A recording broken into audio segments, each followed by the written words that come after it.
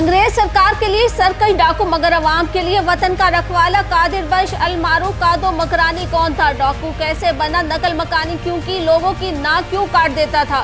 भारत में इस पर फिल्में क्यों बनी? जूनागढ़ का डाकू या हीरो? असल हकीकत क्या थी? जानिए खबर टाइम की स्टोरी में।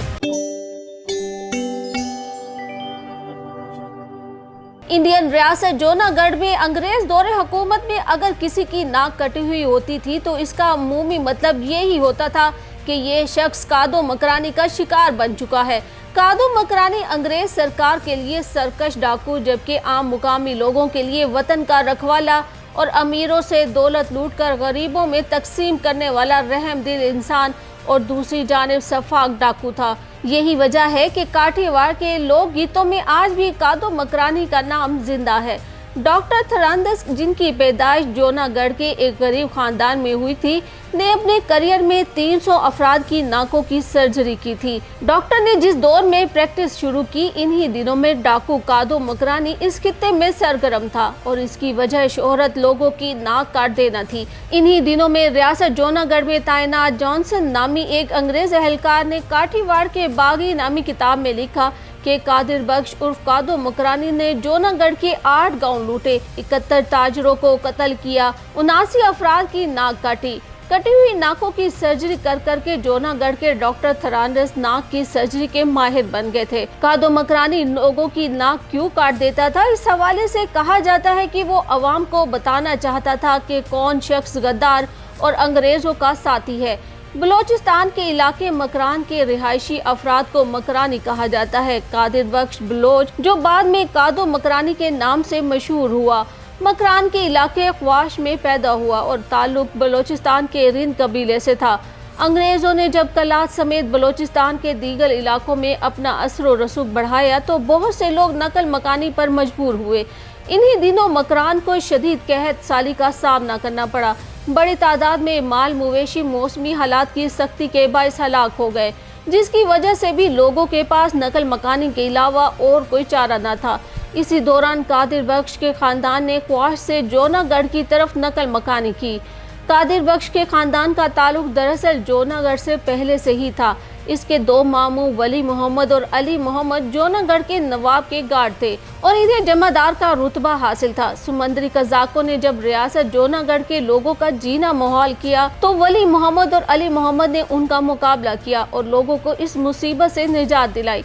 इस खिदमत के इवज नवाब ऑफ जूनागढ़ ने उन्हें एंट्राज नामी इलाके में जमीन इनाम में दी।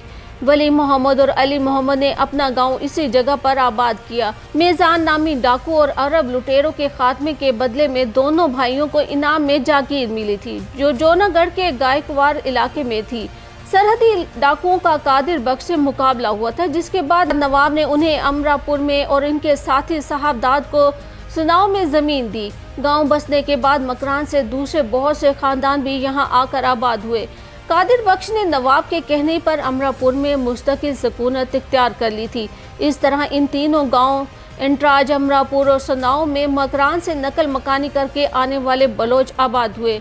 मकरानी बलोच अगरचे नवाब ऑफ जूनागढ़ के वफादार थे, लेकिन कुछ मकामी लोगों ने इनके खिलाफ नवाब को शिकायतें लगाना शुरू कर दी। इन दिनों जूनागढ़ के इलाकों काठियावाड़, कच्छ और गुजरात में अंग्रेज सरकार ने नवाबों और सरदारों से मिलकर गरीबों का जीना मुहाल कर दिया। इन अफराद में कादिर बख्श के कबीले के लोग भी शामिल थे। इस सूरत हाल को देखते हुए कादिर बख्श और इनके मामू ने मुसल्लह नौजवानों के जत्थे तैयार कर लिए। दूसरी जानिब एक अंग्रेज अफसर स्कॉट जेफरी इन मकरानियों से नाराज था और वो कादिर बख्श के मामू अली मोहम्मद और इसके साथियों के खिलाफ कार्रवाई के लिए बहाने की तलाश में रहता था। एक मरतबा घरों के सर्वे के बहाने अंग्रेज हुकूमत के एहलकार अली मोहम्मद के घर एंट्राज आए और इनसे असलहे की हवालगी का मुतालबा किया। अली मोहम्मद ने उन्हें जवाब दिया कि असला हमारा जेवर है, इसे जमा करवाने का तो सवाल ही पैदा नहीं होता। नवाब ऑफ जूनागढ़ रसूल खान जी ने अपने दीवान हरिदास को हुक्म दिया कि वे एंट्राज जाकर लोगों को गैर मुसल्लह करके हथियार ले आए और अगर लोग हथियार ना दें तो गांव खाली करवा दें। जब दीवान ने ये शाही हुक्म सुनाए तो लोगों ने गांव खाली करने के बजाय मुजाहमत का फैसला किया। अंग्रेज हुकाम ने मुतनब्बा किया कि 24 घंटे के अंदर हथियार जमा करवाए जाएं या फिर मुकाबले के लिए तैयार रहें। इस पर कादिर बख्श ने ऐलान किया कि वो मुकाबले के लिए तैयार हैं। उन्होंने अपनी खवातीन और बच्चों को महफूज मुकाम पर मुंतकिल कर दिया। 14 अगस्त 1844 का दिन था। अंग्रेज फौज के कमांडर स्कॉट, जो मानकवाड़ा के पॉलिटिकल एजेंट भी थे, ने गांव पर हमला किया। गांव वालों ने अली मोहम्मद साहबजाद और कादिर बख्श की क़यादत में डटकर मुकाबला किया, लेकिन तोपखाने ने तबाही मचा दी। दौरान मुकाबला कादिर बख्श को इनके मामू अली मोहम्मद ने साथियों समेत अमरापुर जाने का मशवरा दिया, जिस पर कादिर बख्श साहबजाद और दीगर साथियों समेत वहां से निकल गए। वहां रह जाने वाले इनके मामू और दीगर अफराद इस मुकाबले में हलाक हो गए। जब अंग्रेज अफसर स्कॉट को मालूम हुआ कि कादिर बख्श और साथियों ने लड़ाई में हिस्सा लिया है और इलाके से बचकर निकल गए हैं, तो उन्होंने इस कबीले की औरतों और बच्चों को गिरफ्तार करके देराट जेल में डालने का हुक्म दिया। इनका ख्याल था कि ये सुनकर कादिर बख्श और साथी गिरफ्तारी पेश कर देंगे। जोनागढ़ के दीवान हरिदास ने हुक्म दिया कि जाकर औरतों और बच्चों को गिरफ्तार करें। जब कादिर बख्श और इनके साथियों को ये मालूम हुआ तो उन्होंने प्रभाषण पाइन के करीब भालपुर गांव में काफले पर हमला कर दिया, जिसमें 2 सवार मारे गए। स्कॉट ने मुंबई के अखबारात में कादिर बख्श मकरानी को डाकू करार दे दिया और यूं एक ऐसा शख्स जिसे डाकुओं से मुकाबला करने की वजह से पहचाना जाता था, वो खुद डाकू करार पाया। इसके बाद कादिर बख्श ने अपने बीवी बच्चों को मकरान रवाना कर दिया और अंग्रेज अफसर को ये पैगाम भेजा कि अगर एक दिन में 1 गांव लूट जाए तो समझना साधु ने लूटा है, और अगर एक दिन में 30 गांव लूट जाएं तो जान लेना कादों ने लूटे हैं। कादिर बख्श ने नौजवानों का ग्रुप बनाया और जोनागढ़, काठीवाड़, गुजरात और कच्छ में अंग्रेजों और इनके हिमायतियों के खिलाफ लूट मार की कार्रवाइयां जारी रखी।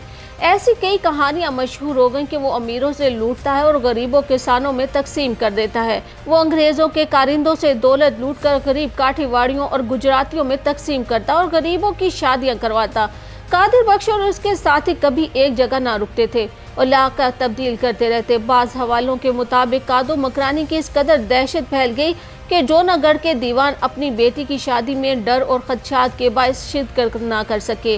कादो मकरानी को गोरीला जंग में जोनागढ़ के इलाके, गुजरात के सिलावट, काठीवाड़ी, बलोचों के अलावा गुजरात का पढ़े लिखे और पिसे हुए तबकार की हिमायत हासिल थी। आहिस्ता आहिस्ता अंग्रेजों के खिलाफ वतन परस्तों का ये काफिला बढ़ता गया। कादो के कई रिवायती किस्से मशहूर थे, जैसा कि उन्होंने कभी किसी खातून को नहीं लूटा और इसका इतराफ़ खुद अंग्रेज भी करते थे। अंग्रेज अफसर का कहना था कि मीरवा नदी के किनारे छावनी थी और वो पॉलिटिकल अफसर स्कॉट की अहलिया को फौजी टांगे में लेकर जा रहे थे कि हाजी मांगड़वडी शाह के मकबरे के पास अचानक कादिर बख्श नमूदार हुआ और ललकारा, तुम कौन हो, तांगे में कौन है। उन्होंने बताया कि कप्तान हो और तांगे में स्कॉट की अहलिया है। ये सुनकर कादिर बख्श रास्ते से हट गया और कहने लगा, हम औरतों का एहतराम करते हैं, अगर स्कॉट खुद होता तो इसको जिंदा ना छोड़ता। कादिर बख्श के दुश्मनों में अंग्रेज, जोनागढ़ के नवाब और दीवान सब शामिल थे। अंग्रेज सरकार ने इनकी जिंदा या मुर्दा गिरफ्तारी पर 20,000 नकद इनाम और 20 एकड़ जमीन इनाम रखा था। दोस्तों ने कादिर बख्श को मशवरा दिया कि वो कुछ दिनों के लिए मकरान चले जाएं और हालात साजगार होने पर वापस आ जाएं। कराची बंदरगाह पर सख्त निगरानी होने की वजह से कादिर बख्श मलीर के ओल्ड थाने वाले इलाके में आए। एक ऊंट किराए पर लेकर कराची का रुख किया। कादो की अहलिया लियारी में रहती थी और इन दिनों मकरान की सवारी भी लियारी ही से दस्तयाब होती थी। कादिर बख्श अहमदाबाद से बजरिया ट्रेन सिंध में दाखिल हुए। इस तरह कुछ हवालों में ये भी कहा जाता है कि वो साधु के बहरूप में भी दाखिल हुए थे। कादो मकरानी कराची शहर से वाकिफ न थे। उन्होंने लियारी जाने के लिए किराए पर ऊंट हासिल किया। सारबान ने उनको पहचान लिया। इसने बगदादी थाने के करीब अपना ऊंट खड़ा किया और दूसरा ऊंट लाने का बहाना करके थाने चला गया। मुखबरी की और एक सिपाही को साथ लेकर वापस पहुंचा। कादू समझ गया कि सारबान ने मुखबरी की है। इसने खंजर के वार करके दोनों को ही हलाक कर दिया और फरार होने की कोशिश की। कादू मकरानी इस जगह की गलियों से नावाकिफ था। गुल मोहम्मद लैन में पुलिस ने डाकू डाकू की आवाज़ें लगाकर उनका पीछा किया। गली में एक मजदूर दीवार बना रहा था। इसने ये नज़ारा देखा और कादू मकरानी के सर पर ईंट दे मारी, जिससे वो जख्मी हो गया और गिरफ्तार हुआ। बाद अज़ा पुलिस ने इसके साथियों अल-हदाद, दीन मोहम्मद और मोहम्मद को गिरफ्तार कर लिया। अल-हदाद और दीन मोहम्मद को जोनागढ़ भेजा गया, जहां इन्हें सजाए मौत सुनाई गई, जबकि कादिर बख्श को 1887 में कराची सेंट्रल जेल में फांसी दी गई। कादिर बख्श की मैयत लियारी की मौज़िज़ शख्सियत ख्वाजा फ़कीर मोहम्मद दर्रा खान ने वसूल की।